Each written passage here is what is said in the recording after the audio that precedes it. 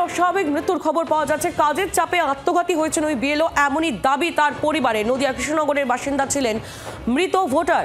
চাপড়া বাঙালঝির 201 নম্বর বুথের বিএলও ছিলেন তিনি। বিএলওর কাজ নিয়ে প্রবল চাপে ছিলেন এবং তার জেরেই তার এই পরিণতি, এমন দাবি পরিবারের। ফের মহিলা বিএলওর অস্বাভাবিক মৃত্যু।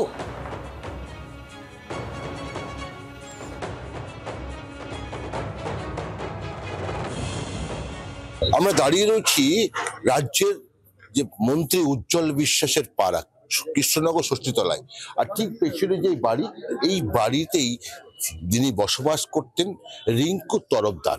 এই রিঙ্কু তরফদার একজন স্বামী বিবেকানন্দ বিদ্যা মন্দিরের তিনি পার্শ্ব শিক্ষক ছিলেন।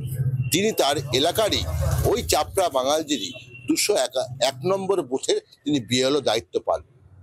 এখনো পর্যন্ত তিনি কিন্তু চিন্তায় ছিলেন যে তার বিএলওর কাজটা সামলাবেন কি করে। তবে তিনি অনেকটাই কাজটা সামলে ফেলেছিলেন, তবে তার শেষ মুহূর্তে তিনি সুইসাইড করলেন, আত্মঘাতী হলেন। তার কারণ তিনি সুইসাইড নোট লিখেছেন, নির্বাচন কমিশনকে দায়ী করেছেন। ক্যামেরায় রাজেশের সাথে অনুপ কুমার দাস, জি 24 ঘন্টা, কৃষ্ণনগর। ঘটনায় সকালবেলায় আমরা শুনছি যে এরকম ভাব উনি সুসাইড করেছেন। কিভাবে? গলায় দড়ি দিয়েছেন বাড়িতেই।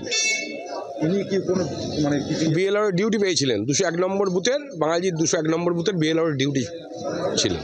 আর যতদূর সম্ভব মনে হয় ওই চাপ উনি নিতে পারেননি। উনি কি আগে আপনাদের কিছু বলেছিল যে চাপ নিতে পারছি না? বা হ্যাঁ, সেটা আমাদের কাছে গিয়ে বলতো যে আমি চাকরি করবো না, চাকরি ছেড়ে দেবো, আমি আর পারছি না, এইরকম। না, উনি নিজেই কর্মের জন্য চাপ মানে কাজের জন্য পারছিলেন না, মানে বিএলআর ডিউটি সামলাতে পারছিলেন না আর কি। বাংলার আওয়াজ, বাঙালির আবেগ, জি 24 ঘন্টা।